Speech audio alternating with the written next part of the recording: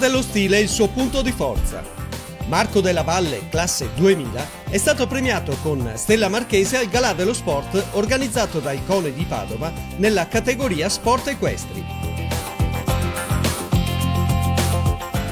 Il primato nella classifica di stile a Piazza di Siena nella Coppa delle Regioni lo ha confermato come promessa nazionale del salto ad ostacoli.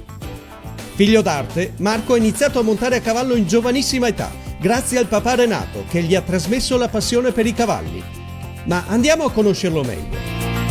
Io intanto sono molto contento di quest'anno, soprattutto per un risultato in particolare, cioè la partecipazione alla Coppa delle Regioni tenuta a Piazza di Siena a Roma, con cui sono arrivato secondo con la squadra Veneto e invece primo nella gara di stile. Per questo devo anche ringraziare i miei istruttori, tra cui Massimo Maggiore e Vincenzo Chimirri, ma soprattutto mio papà, cioè se lo merita più lui che io questo premio di questa sera, quindi ci devo a lui tutto.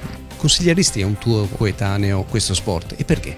Beh, assolutamente lo consiglierei perché tanto per l'importanza che c'è in questo sport di creare un binomio con un animale, quindi c'è un rapporto uomo-animale che non c'è in nessun altro sport, e poi è uno sport che ti impegna anima e corpo, quindi sicuramente molto impegnativo, però è anche molto interessante.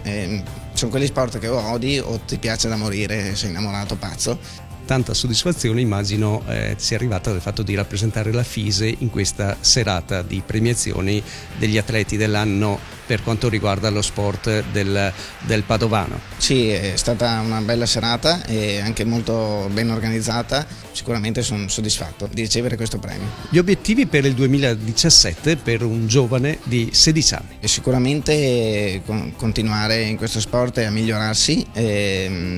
Migliorare con tutti e tre i miei cavalli. Ho anche quest'anno una poledra che inizia la fase di 5 anni, poi si cercherà di iniziare a fare i primi gran premi di 1,45 m di altezza. Ti prendi anche cura del tuo cavallo? Eh sì, questo è anche un lato fondamentale di questo sport, infatti non si monta soltanto a cavallo ma si spende anche molto tempo a prendersi cura a terra del benessere del cavallo e di tutta la giornata del cavallo. Anche quella è comunque un bel momento della giornata, non è solo lavorare, sì è lavorare però in modo piacevole, perché sai di far del bene all'animale con cui ti ritrovi dopo essere binomio in gara, e quindi è fondamentale anche questa parte del lavoro con i cavalli.